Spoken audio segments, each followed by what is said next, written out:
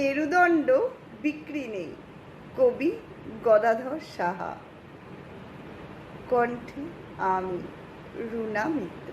আচমকা ঘুম ভেঙে উঠে দেখি কড়া যেন আমার ৩৩টা হাড় খুলে কাদের কাছে যেন বন্ধক রেখে নিজের ক্ষমতা কিনছে নিলামের দামে।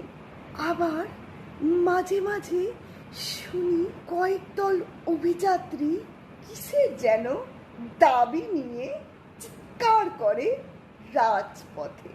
সাদা কালো মুখোশের ভিড়ে মিলে মিশে একাকার যত সব অপরাধ, অপরাধী, বিচারক, বিচার প্রার্থীর মুখোশ খুলে দেখার ইচ্ছে থাকলেও সে ক্ষমতা নেই।